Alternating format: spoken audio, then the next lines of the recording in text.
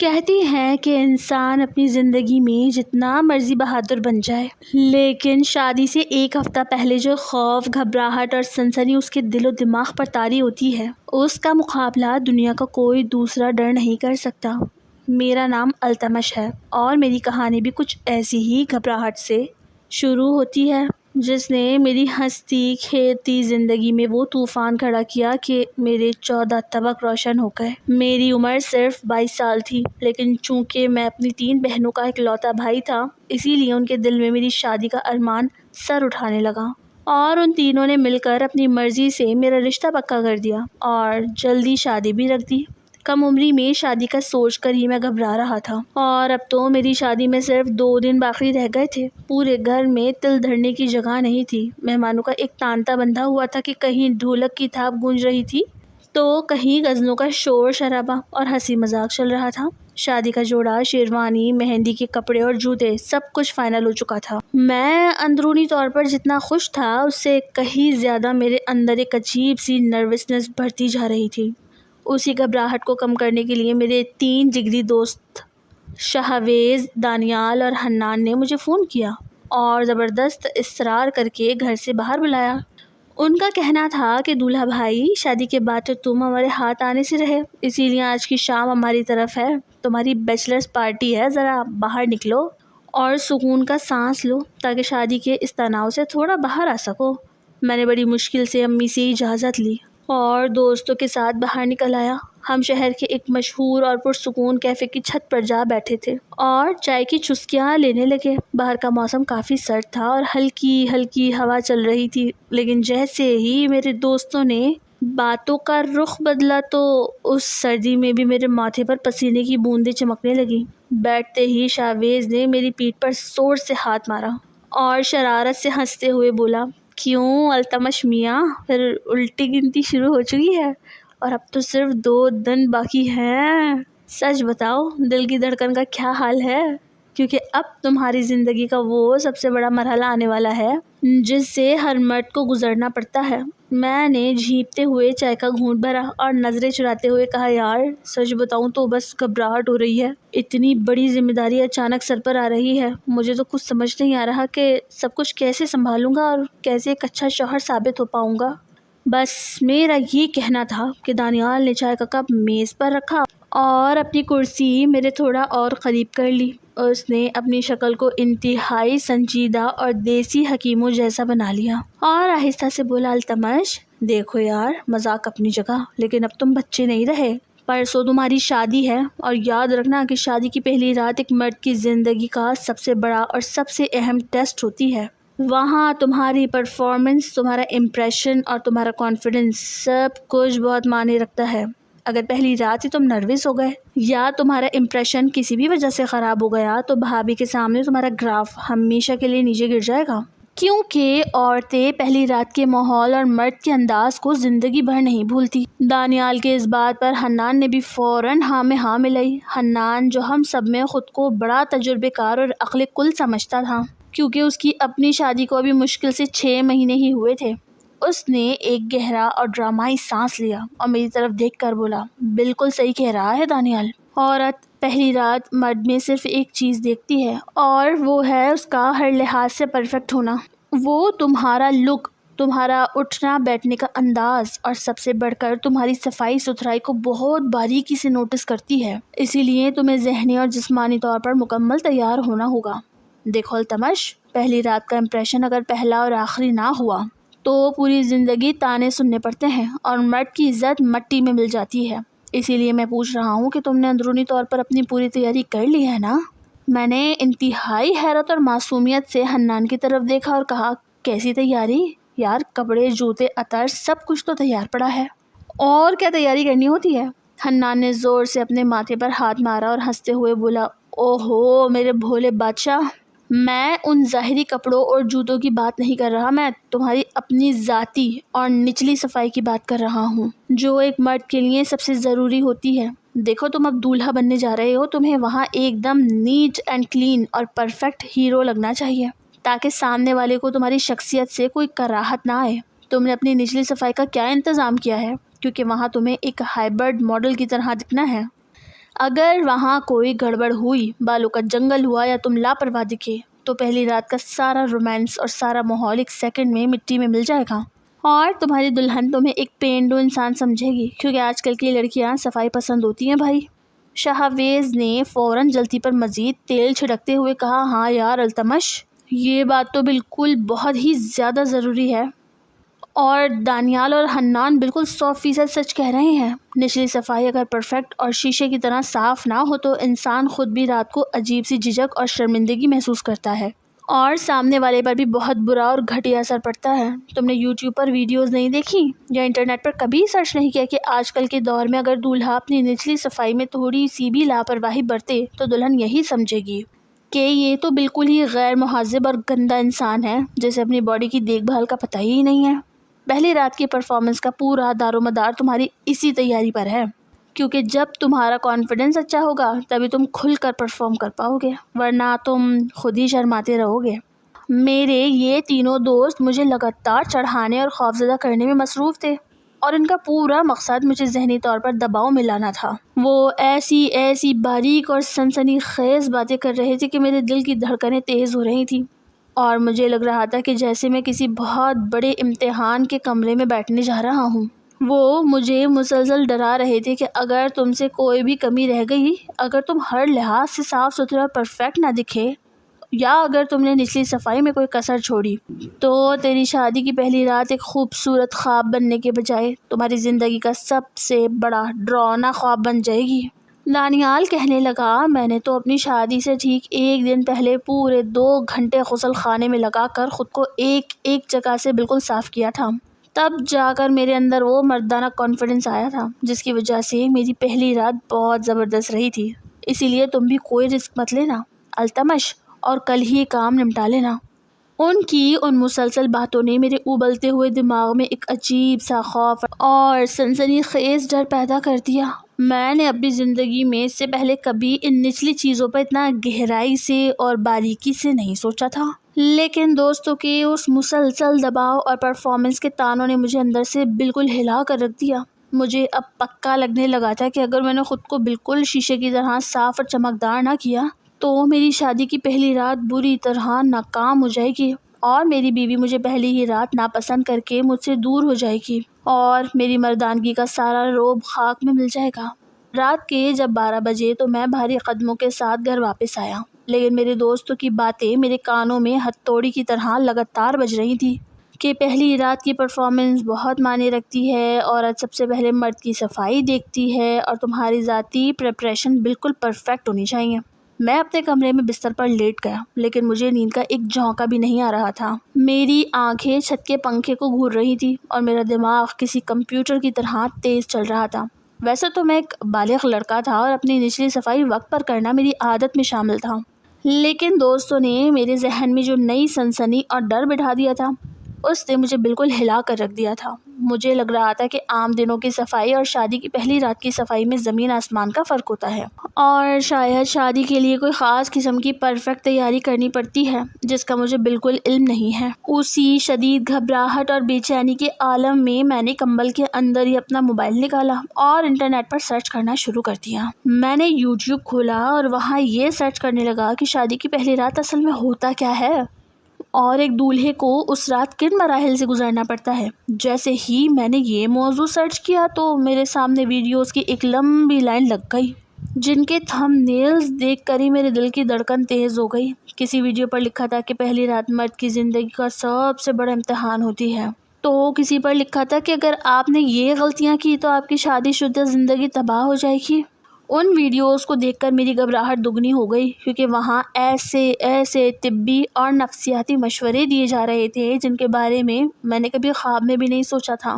میں نے ایک ویڈیو پلے کی جس میں ایک شخص بہت سنجیدہ آواز میں بتا رہا تھا کہ پہلی رات میں مرد کا 100% پرفیکٹ ہونا کیوں ضروری ہے۔ اس ویڈیو میں بتایا گیا کہ شادی کی پہلی رات عورت مرد کے ہر انداز کو بہت باریکی سے دیکھتی ہے، اور اگر مرد کے اندر ذرا سی بھی جھجک یا لاپرواہی نظر آئے تو عورت یہ سمجھتی ہے کہ یہ مرد اندرونی طور پر کمزور ہے یا اسے کوئی پوشیدہ بیماری ہے۔ اس ویڈیو نے میرے دماغ میں ایک ایسا خوف بٹھایا کہ میں پسینے پسینے ہو گیا۔ میں سوچنے لگا کہ میں تو ویسے ہی بہت شرمیلا ہوں، اگر پہلی رات میں دلہن کے سامنے نروس ہو گیا تو میرا کیا بنے گا۔ اس کے بعد میں نے دوسری ویڈیو کھولی جس میں پہلی رات کی پرفارمنس کو بڑھانے اور خود کو ایک ہیرو کی طرح پیش کرنے کے طریقے بتائے جا رہے تھے۔ وہاں بتایا گیا تھا کہ دولہے کو اپنی نچلی صفائی اس طرح کرنی چاہیے کہ وہاں ایک داغ یا ایک بال بھی نظر نہ آئے اور جلد بالکل شیشے کی طرح چمک رہی ہو، کیونکہ شادی کی پہلی رات کا امپریشن اسی جسمانی صفائی اور تیاری پر منحصر ہوتا ہے۔ میں رات کے 2 بجے تک لگاتار ایسی ہی ویڈیوز دیکھتا رہا اور جوں میں ویڈیوز دیکھ رہا تھا میرا دماغ گھومتا جا رہا تھا۔ مجھے لگنے لگا کہ جو صفائی میں عام دنوں میں عام طریقے سے کرتا ہوں وہ شادی کی رات کے لیے بالکل ناکافی ہے، اور اگر میں اسی طرح گیا تو میری دلہن مجھے بہت پینڈو اور لاپرواہ سمجھے گی۔ ویڈیوز میں یہ بھی دکھایا جا رہا تھا کہ آج کل کی لڑکیاں کتنی ایڈوانس اور صفائی پسند ہوتی ہیں اور وہ مرد میں کس طرح کی پرفیکشن کی امید رکھتی ہیں۔ ان سب باتوں نے مجھے ایک ایسی ذہنی دلدل میں دھکیل دیا جہاں مجھے اپنی مردانگی اور اپنی تیاری پر شک ہونے لگا۔ میں سوچنے لگا کہ شاہویز، دانیال اور حنان بالکل سچ کہہ رہے تھے کہ پہلی رات کا امپریشن اگر پہلا اور آخری نہ ہوا تو پوری رات تانے سننے پڑتے ہیں اور مرد کی عزت خاک بھی مل جاتی ہے۔ انٹرنیٹ کی ان معلوماتی اور ڈراؤنی ویڈیوز کے سائے میں نے بستر پر لیٹے رات کے 3 بجے ایک بہت بڑا اور تاریخی فیصلہ کر لیا۔ میں نے سوچا کہ کل رات جب گھر کے تمام مہمان اور گھر والے مہندی کی رسموں سے تھک ہار کر سو جائیں گے تو میں عام طریقے سے ہٹ کر ایک خاص اور پرفیکٹ طریقے سے یہ نچلی صفائی انجام دوں گا تاکہ شادی کی رات میرا کانفیڈنس 7ویں آسمان پر ہو اور میری پرفارمنس میں کوئی کمی نہ رہے۔ نا تجربے کاری اور دوستوں کے دیے ہوئے اس شدید خوف کی وجہ سے میرے اندر کا سکون بالکل ختم ہو چکا تھا اور اب میرے سر پر صرف ایک ہی بھوت سوار تھا کہ مجھے پہلی رات کے لیے ایک پرفیکٹ ہیرو بننا ہے۔ مجھے اس وقت بالکل اندازہ نہیں تھا کہ دوستوں کی لایانی باتوں میں آ کر اور یوٹیوب کی ان ویڈیوز کے چکر میں اپنے پاؤں پر خود کلہاڑی مارنے جا رہا تھا اور ایک ایسا ہولناک حادثہ غسل خانے میں میرا منتظر تھا جو میری شادی کی خوشیوں کو 1 سیکنڈ میں ڈراؤنے خواب میں بدلنے والا تھا اور میرے 14 طبق روشن کرنے والا تھا۔ میں اسی سوچ اور خوف کے ساتھ نہ جانے کب صبح کے وقت نیم بے ہوشی کی نیند سو گیا، لیکن میرے خوابوں میں بھی پہلی رات کی پرفارمنس اور صفائی کے مناظر ہی گھومتے رہے۔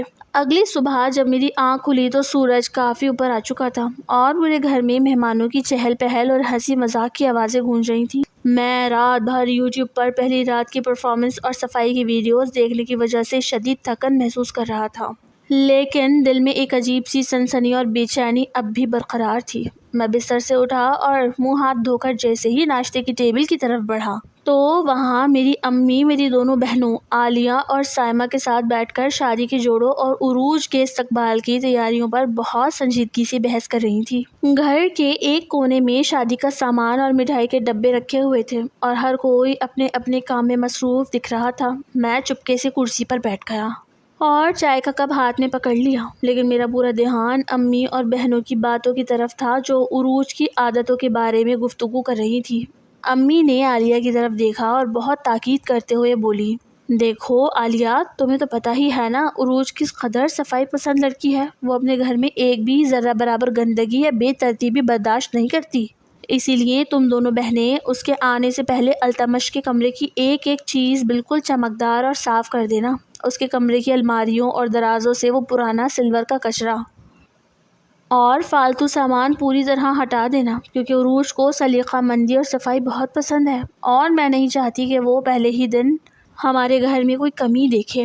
امی کی یہ بات سن کر میرے کان کڑے ہو گئے اور رات کو دیکھی ہوئی ویڈیوز کے سارے جملے میرے دماغ میں دوبارہ گھومنے لگے۔ امی نے بات جاری رکھتے ہوئے سائمہ سے کہا، اور سنو سائمہ، عروج کی شادی کے جتنے بھی قیمتی کپڑے اور مہندی کا جوڑا ہے اسے بہت اچھے طریقے سے اور دبا کر استری کرنا اور وقت سے پہلے ہی وہاں بیوٹی پارلر یا اس کے کمرے میں پہنچانے کا انتظام کرنا، کیونکہ وہ کپڑوں کی کریز اور صفائی کے معاملے میں بہت زیادہ حساس ہے۔ مہندی کی رات کی جتنی بھی رسمیں ہوں گی ان میں بھی صفائی کا خاص خیال رکھنا ہے، کیونکہ عروج کا خاندان بہت پڑھا لکھا ہے اور نفاست پسند ہے اور عروج خود بھی ہر معاملے میں پرفیکشن چاہتی ہے۔ امی کی زبان سے عروج کی صفائی پسند ہونے اور پرفیکشن کی باتیں سن کر میرے حلق سے ناشتے کا نوالا پھنس گیا، اور دانیال کی وہ بات میرے ذہن میں ہتھوڑے کی طرح بجنے لگی کہ عورت پہلی رات مرد میں صرف صفائی اور پرفیکٹ ہونا دیکھتی ہے۔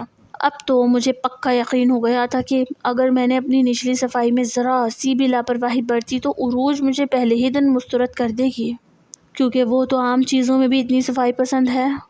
ناشتہ جیسے تیسے ختم کر کے میں اپنے کمرے میں آیا اور اندر سے دروازہ بند کر لیا۔ میرا دل بہت تیزی سے دھڑک رہا تھا اور دوستوں کا دیا ہوا خوف اب امی کی باتوں کے بعد ایک سچے ڈر میں بدل چکا تھا۔ میں نے اپنی الماری کی طرف دیکھا اور وہاں رکھی ہوئی عروج کی وہ تصویر نکالی جو ہمارے رشتہ طے ہونے کے وقت اس کے گھر والوں نے ہمیں دی تھی۔ ہماری یہ شادی بالکل ایک روایتی ارینج میرج تھی اور میں نے عروج کو صرف 2-3 بار ہی دیکھا تھا، وہ بھی سب کے سامنے۔ میں نے تصویر کو اپنے ہاتھوں میں لیا اور اسے بہت غور سے دیکھنے لگا۔ عروج واقعی بے حد خوبصورت اور معصوم تھی۔ اس کی بڑی بڑی آنکھیں اور چہرے کی نفاست کسی گڑیا جیسی تھی۔ اسے دیکھ کر میرے دل میں محبت کا ایک طوفان اٹھا اور میں خوشی سے مسکرا دیا۔ میں نے سوچا کہ اللہ نے مجھے اتنی خوبصورت اور پیاری شریک حیات دی ہے اور میں کتنا خوش نصیب ہوں کہ ایسی لڑکی میری زندگی میں آ رہی ہے۔ تصویر کو دیکھتے دیکھتے اچانک میرے ذہن میں پھر وہی خیال آیا کہ اتنی خوبصورت نفاست پسند لڑکی کی امیدیں بھی مجھ سے بہت زیادہ ہوں گی۔ وہ اگر خود اتنی پرفیکٹ اور صاف ستھری ہے تو وہ اپنے شوہر کو بھی پہلی رات ایک ہیرو کی طرح دیکھنا چاہے گی۔ میں عروج کی تصویر کو دیکھ کر مسکرایا اور دل ہی دل میں ایک عزم کر لیا کہ میں عروج کی خوشی کے لیے اور پہلی رات اپنا بہترین امپریشن جمانے کے لیے کچھ بھی کروں گا۔ میں اسے یہ موقع ہرگز نہیں دوں گا کہ وہ مجھے ایک غیر مہذب یا لاپرواہ انسان سمجھے۔ میں نے تصویر کو واپس الماری میں رکھا اور باتھ روم کے آئینے کے سامنے جا کر کھڑا ہو گیا۔ میں نے خود سے کہا کہ التمش، اب شرم اور جھجک کا وقت ختم ہو چکا ہے۔ عروج تمہاری زندگی میں آ رہی ہے اور تمہیں اس کے معیار پر پورا اترنا ہی ہوگا۔ دوستوں کی باتوں کا سنسنی خیز دباؤ، انٹرنیٹ کی ڈرونی ویڈیوز کا خوف اور اب امی کی طرف سے عروج کی شدید صفائی پسند ہونے کی تصدیق، ان 3 چیزوں نے مل کر میرے دماغ کو ایک ایسے نقطے پر پہنچا دیا تھا جہاں مجھے لگ رہا تھا کہ میری پوری زندگی کا دار و مدار اب صرف اور صرف میری صفائی اور پہلی رات کی پرفارمنس پر ہی ہے۔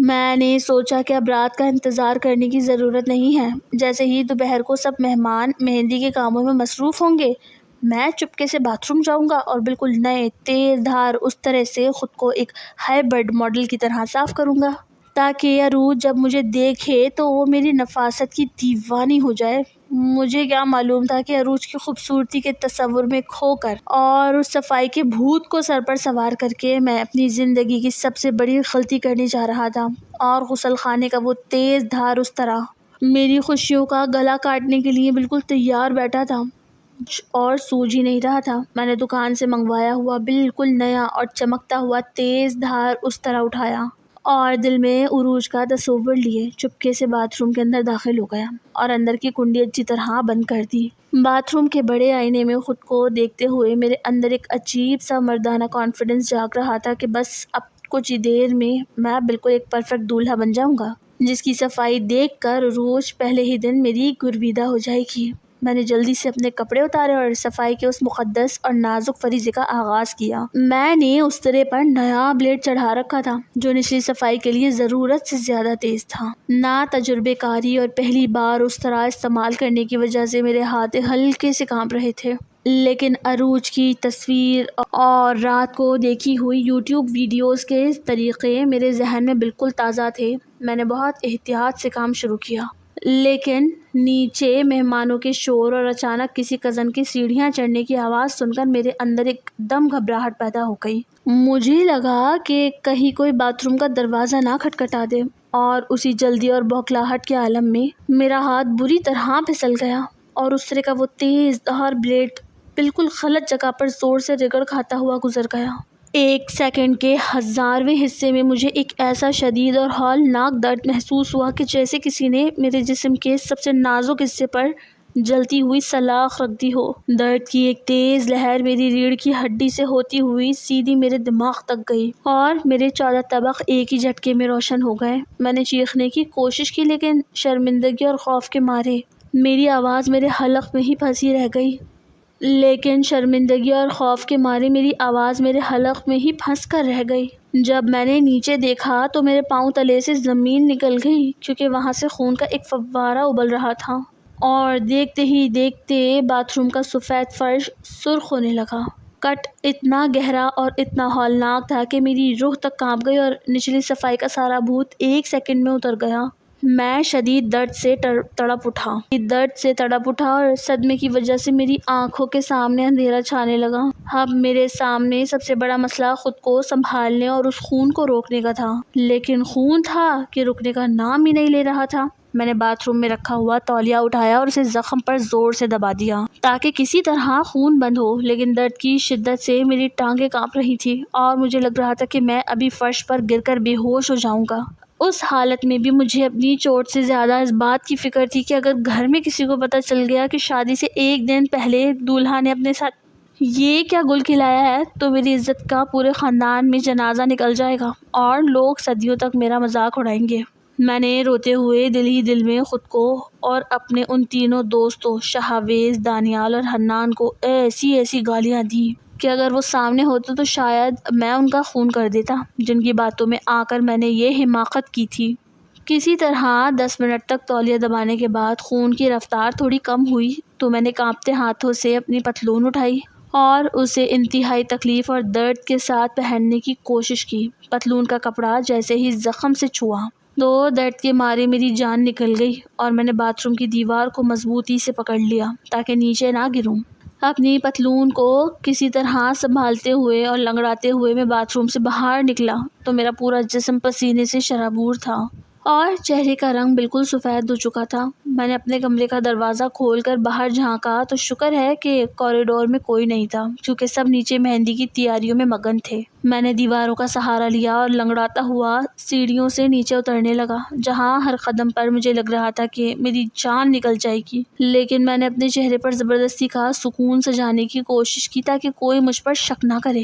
میں جیسے ہی مین گیٹ کی طرف بڑھا تو امی کی نظر مجھ پر پڑ گئی اور انہوں نے حیرت سے پوچھا، رے التمش بیٹا، تم اس دوپہر کو کہاں جا رہے ہو اور تمہارا چہرہ اتنا پیلا کیوں ہو رہا ہے؟ کیا تمہاری طبیعت ٹھیک نہیں ہے؟ امی کا یہ سوال سن کر میری گھبراہٹ کی انتہا نہ رہی اور میں نے جھوٹ بولتے ہوئے کہا، امی وہ شہویز کا فون آیا تھا، شادی کا کچھ ضروری سامان بازار سے لانا بھول گئے تھے، بس وہی لینے جا رہا ہوں، آپ فکر نہ کریں، میں ابھی تھوڑی دیر میں واپس آ جاؤں گا۔ میں نے اپنی پتلون کو ایک ہاتھ سے اوپر کی طرف دبا کر رکھا ہوا تھا تاکہ زخم پر دباؤ رہے اور خون دوبارہ نہ بہنے لگے۔ گھر سے باہر نکلتے ہی میں نے سڑک پر آتے ہی ایک رکشہ روکا اور اس میں بیٹھتے ہی رکشے والے سے کہا کہ بھائی جتنی تیز ہو سکے مجھے شہر کے سب سے بڑے ہسپتال لے چلو، کیونکہ میری جان نکل رہی ہے۔ رکشے کے ہر جھٹکے پر مجھے لگ رہا تھا کہ جیسے کوئی میرے زخم پر نمک چھڑک رہا ہو اور میں سیٹ کے کونے کو پکڑ کر درد سے کر رہا تھا اور دل ہی دل میں عروج کی تصویر کو یاد کر کے رو رہا تھا کہ یا اللہ، میں نے اپنی شادی کی پہلی رات کو پرفیکٹ بنانے کے چکر میں یہ کیا ہولناک مصیبت اپنے سر مول لے لی ہے۔ رکشہ جیسے ہی اسپتال کے ایمرجنسی وارڈ کے سامنے رکا، میں نے لنگڑاتے اور اپنی پتلون کو سنبھالتے ہوئے اندر کی طرف دوڑ لگا دی، جہاں ڈاکٹرز اور نرس مریضوں کی دیکھ بھال میں مصروف تھی اور میں شدید شرمندگی اور درد کے مارے یہ سوچ رہا تھا کہ اب میں ڈاکٹر کو کیا منہ دکھاؤں گا اور اپنی اس نادانی کا سچ اسے کیسے بتاؤں گا۔ ہسپتال کے ایمرجنسی وارڈ میں داخل ہوتے ہی سفید کوٹ پہنے ایک نوجوان ڈاکٹر کی نظر مجھ پر پڑی، جو میری لنگڑاتی ہوئی چال اور پتلون کو ایک ہاتھ سے مضبوطی سے پکڑنے کے انداز کو دیکھ کر فوراً میری طرف لپکا۔ اس نے مجھے سہارا دیا اور وارڈ کے خالی بیڈ پر لیٹاتے ہوئے انتہائی تشویشناک آواز میں پوچھا، میاں کیا ہوا ہے؟ کوئی ایکسیڈنٹ ہوا ہے یا کسی نے چاقو واقو مار دیا ہے؟ تمہارا تو پورا چہرہ سفید پڑ رہا ہے اور جسم پسینے سے تر ہے۔ میں نے شرمندگی اور درد کے مارے اپنی آنکھیں بند کر لی اور ہکلاتے ہوئے بولا، ڈاکٹر صاحب کسی نے چاقو نہیں مارا، بس مجھ سے ایک بہت بڑی غلطی ہو گئی ہے، آپ پلیز پردہ کھینچ دیں کیونکہ میں سب کے سامنے یہ بات نہیں بتا سکتا۔ ڈاکٹر نے میری حالت کو بھانپتے ہوئے فوراً بیڈ کے گرد کپڑے کا پردہ تان دیا تاکہ باہر موجود نرسیں اور دوسرے مریض کچھ دیکھ نہ سکیں۔ پردہ بند ہوتے ہی ڈاکٹر نے کہا، ہاں اب بتاؤ کیا مصیبت آئی ہے اور زخم کہاں لگا ہے؟ میں نے انتہائی شرمندگی سے ادھر ادھر دیکھا اور بالکل دھیمی آواز میں روتے ہوئے کہا، ڈاکٹر صاحب میری کل شادی ہے اور میں نے جوش میں آ کر اس طرح سے اپنی نچلی صفائی کرنے کی کوشش کی تھی، لیکن ہاتھ پھسل گیا اور ایک بہت گہرا کٹ لگ گیا۔ میری یہ بات سنتے ہی ڈاکٹر کا منہ حیرت سے کھلا رہ گیا اور اس نے فوراً مجھے اپنی پتلون نیچے کرنے کا اشارہ کیا۔ جیسے ہی اس نے میرا معائنہ کیا تو اس کے چہرے پر ایک عجیب سی مسکراہٹ ابھری، لیکن زخم کی گہرائی دیکھ کر وہ دوبارہ سنجیدہ ہو گیا اور بولا، میاں تم تو پورے کھلاڑی نکلے، شادی سے ایک دن پہلے یہ کارنامہ انجام دینے کی کیا ضرورت تھی؟ کٹ کافی گہرا ہے اور خون اب بھی رس رہا ہے، اس پر فوراً ٹانکے لگانے پڑیں گے ورنہ انفیکشن کا خطرہ بڑھ جائے گا۔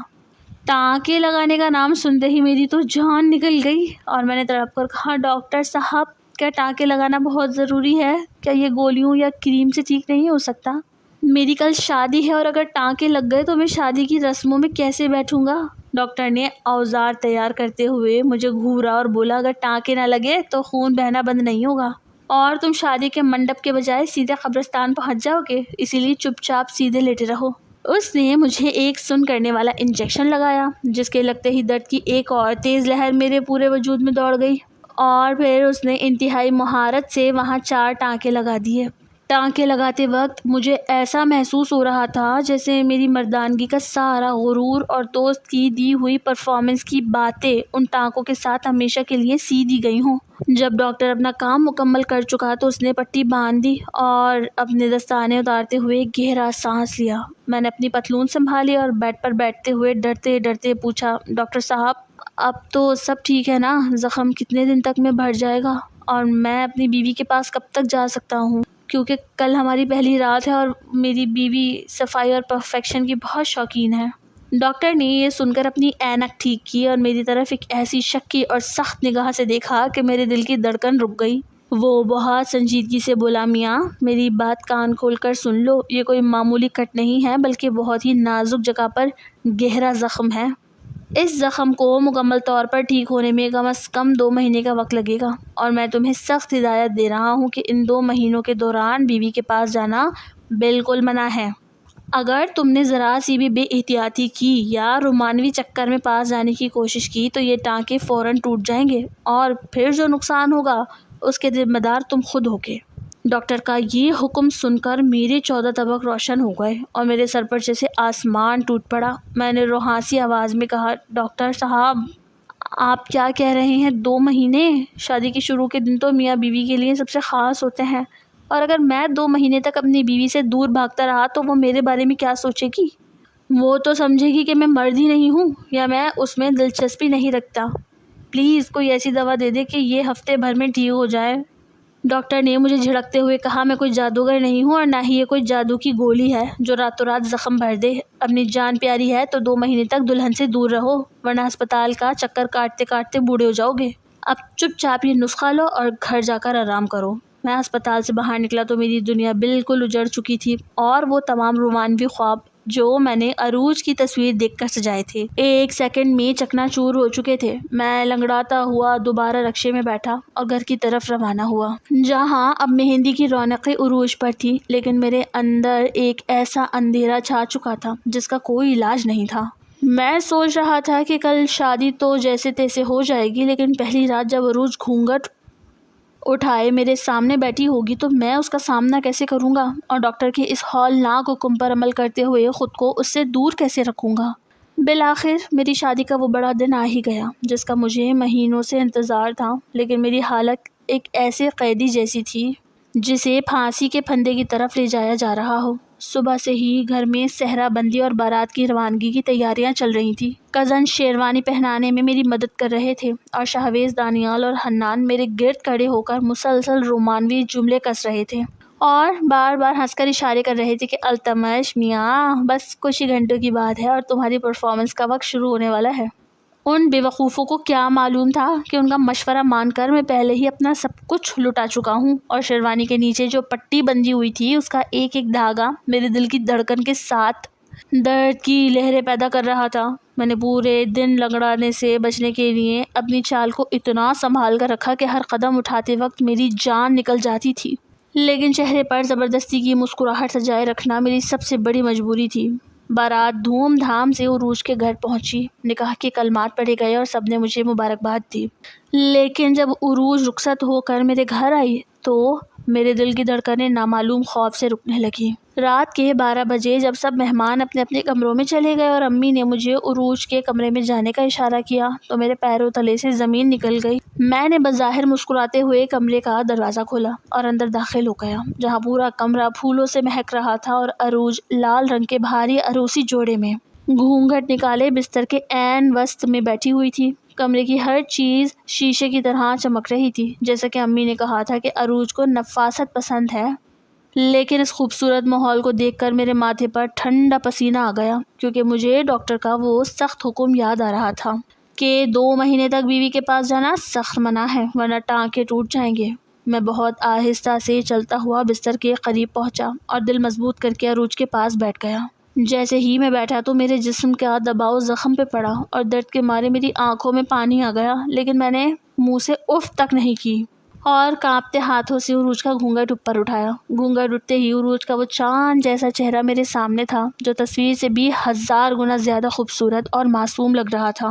اس کی شرمیلی آنکھیں نیچے جھکی ہوئی تھیں اور وہ بہت آہستہ سے مسکرائی۔ اسے دیکھ کر ایک لمحے کے لیے میں سب کچھ بھول گیا اور میرا دل چاہا کہ میں اسے اپنی باہوں میں بھر لوں، لیکن جیسے ہی میں اس کے تھوڑا اور قریب ہوا تو میرے نچلے حصے میں ایک شدید کچوکا لگا، جس نے مجھے فوراً حقیقت کی دنیا میں واپس لا پٹکا۔ میں کرنٹ کھا کر ایک دم بستر کے دوسرے کونے کی طرف پچھلے پاؤں ہٹ گیا اور عروج کے چہرے پر میری اس عجیب حرکت کو دیکھ کر حیرت کی سائے لہرانے لگے۔ عروج نے اپنی بڑی بڑی آنکھیں اٹھا کر میری طرف دیکھا اور بہت دھیمی لیکن نفاست پسند آواز میں پوچھا، کیا ہوا؟ آپ اس طرح دور کیوں ہٹ گئے؟ کیا مجھ سے کوئی غلطی ہو گئی ہے یا آپ کو میرا یہ لک پسند نہیں آیا؟ میں نے فوراً اپنی پتلون کو سنبھالتے ہوئے اور مصنوعی ہنسی ہنستے ہوئے کہا، ارے نہیں عروج، تم تو دنیا کی سب سے خوبصورت لڑکی ہو، بھلا مجھے تم کیوں نہیں پسند آؤ گی؟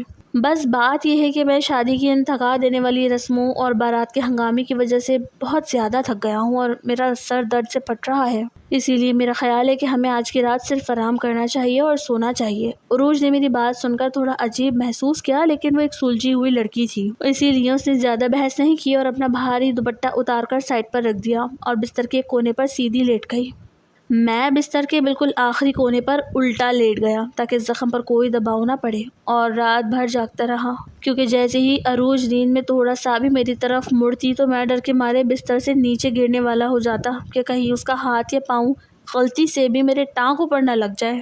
صبح جب عروج کی آنکھ کھلی تو اس نے مجھے بستر کے کونے میں دبکا ہوا پایا اور اس کے چہرے پر ایک گہرا شک واضح نظر آ رہا تھا کہ یہ کیسا شوہر ہے جو شادی کی پہلی رات ہی مجھ سے اس طرح دور بھاگ رہا ہے۔ اگلا پورا ہفتہ میرے لیے کسی جہنم سے کم نہیں تھا، کیونکہ عروج جب بھی شام کو اچھا تیار ہو کر میرے لیے رومانوی ماحول بناتی یا محبت سے میرے پاس آ کر بیٹھنے کی کوشش کرتی تو میں کسی خوفناک سائے کو دیکھ کر بدکنے والے جانور کی طرح دور بھاگ کھڑا ہوتا اور کوئی نہ کوئی بہانہ بنا کر کمرے سے باہر نکل جاتا۔ اب عروج کا شک دن بدن گہرا ہوتا جا رہا تھا اور اس کے دل میں یہ بدگمانی بیٹھ چکی تھی کہ التمش مجھ سے دور بھاگتا ہے اور پاس آنے سے کتراتا ہے، اس کا مطلب ہے کہ یہ شادی اس کی مرضی کے خلاف ہوئی ہے اور اس کا زندگی میں کوئی اور چکر ہے جو یہ مجھ سے چھپا رہا ہے۔ ایک دن جب میں ہال میں بیٹھا تھا تو میں نے عروج کو کمرے کے آئینے کے سامنے کھڑے ہو کر روتے ہوئے دیکھا۔ وہ اپنی قسمت کو کوس رہی تھی کہ اتنی صفائی اور نفاست کے باوجود اس کا شوہر اس کی طرف دیکھنا بھی گوارا نہیں کرتا۔ عروج کا وہ شک اب ایک ایسے طوفان کی شکل اختیار کر رہا تھا جو ہماری نئی نویلی شادی شدہ زندگی کو تباہ کرنے کے لیے بالکل تیار تھا، اور میں شرم کے مارے اسے یہ سچ بھی نہیں بتا پا رہا تھا کہ اس کے شوہر کی تو اپنی ٹوپی کٹی ہوئی ہے اور وہ ڈاکٹر کے خوف سے بستر کے کونے میں راتیں گزار رہا ہے۔ شادی کو 10 دن گزر چکے تھے، لیکن ہمارے کمرے کی خاموشی اور میرے بدکنے کے انداز نے عروج کے صبر کا پیمانہ لبریز کر دیا تھا۔ ایک دوپہر جب میں ڈاکٹر کے پاس پٹی بدلوانے کے لیے جانے کی تیاری کر رہا تھا تو مجھے یاد آیا کہ میں اپنی گاڑی کی چابی کمرے میں ہی بھول گیا ہوں۔ جیسے ہی میں چابی لینے کے لیے اوپر آیا اور اپنے کمرے کے اد کھلے دروازے کے قریب پہنچا تو مجھے اندر سے عروج کے سسکیاں لینے اور رونے کی آوازیں آئیں۔ میں نے جھانک کر دیکھا تو عروج بستر پر بیٹھی فون کان سے لگائے اپنی ماں اور بہنوں سے بات کر رہی تھی اور اس کا چہرہ آنسوؤں سے بھیگا ہوا تھا۔ اس کی آواز میں ایک ایسی تکلیف اور غصہ تھا جس نے میرے پیروں تلے سے زمین نکال دی اور میں باہر ہی کھڑا ہو کر اس کی باتیں سننے لگا۔ عروج نے روتے ہوئے اپنی ماں سے کہا، امی میں اب اس گھر میں ایک دن بھی نہیں رہ سکتی، میری زندگی یہاں جہنم بن چکی ہے۔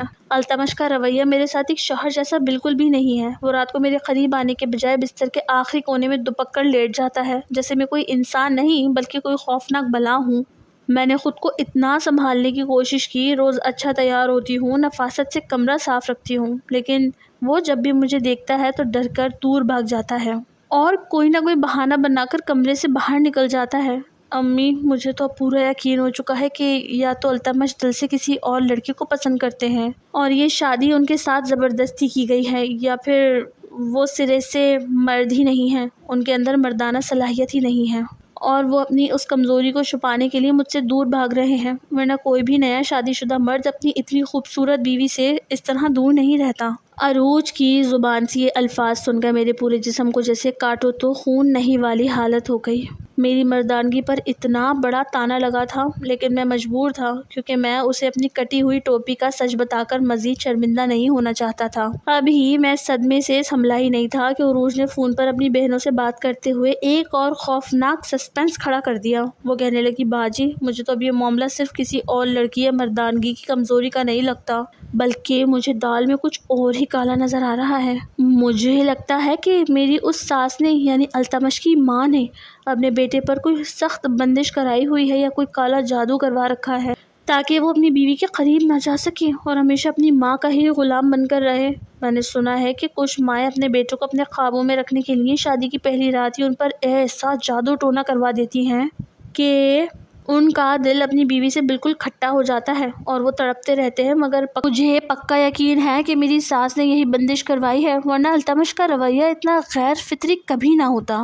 عروج فون پر لگاتار روتے ہوئے اپنی ماں اور بہنوں کو بتا رہی تھی کہ وہ اگلے 1-2 دن میں کوئی سخت قدم اٹھانے والی ہے اور وہ کسی بڑے عامل یا پیر کے پاس جا کر اس بندش کا توڑ کروائے گی یا پھر اپنے میکے واپس چلی جائے گی، کیونکہ وہ اس گھٹن زدہ ماحول میں مزید گھٹ گھٹ کر نہیں مر سکتی۔ دروازے کے باہر کھڑا میں یہ سب سن کر پسینے پسینے ہو رہا تھا اور میرا دماغ کام کرنا چھوڑ چکا تھا۔ جب پانی سر سے گزر گیا اور میں نے دیکھا کہ عروج جادو ٹونے کے چکر میں میری معصوم ماں پر شک کر رہی ہے اور اپنا بیگ پیک کر کے روتے ہوئے ہمیشہ کے لیے میکے جانے کی تیاری کر رہی ہے، تو میرے اندر کی تمام جھجک اور شرم 1 سیکنڈ میں ختم ہو گئی۔ مجھے اندازہ ہو گیا کہ میری یہ جھوٹی انا اور شرمندگی میرا بسا ہوا گھر برباد کر دے گی اور عروج کی زندگی بدگمانی کی آگ میں جل کر راکھ ہو جائے گی، اسی لیے اب مزید سچ چھپانا خودکشی کے برابر تھا۔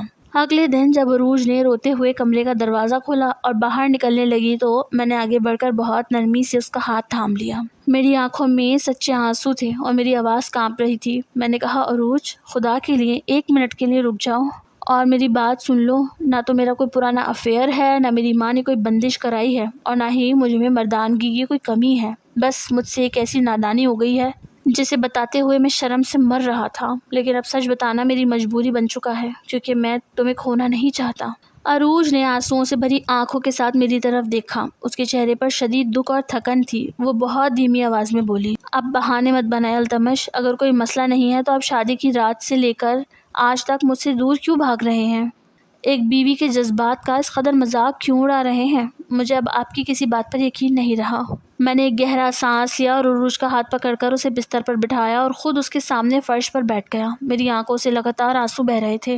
میں نے کہا، عروج میں تمہیں کوئی بہانہ نہیں سنا رہا بلکہ تمہیں اپنی بربادی کا سچ دکھانے جا رہا ہوں۔ یہ کہہ کر میں نے بہت آہستگی اور سنجیدگی سے اپنی شلوار کو تھوڑا نیچے کیا، جہاں 10 دن پرانے زخم پر پٹی بندھی ہوئی تھی اور اس طرح کا وہ گہرا کٹ اب کھرن بن چکا تھا اور ٹانکے صاف نظر آ رہے تھے جو ابھی پوری طرح بھرے نہیں تھے۔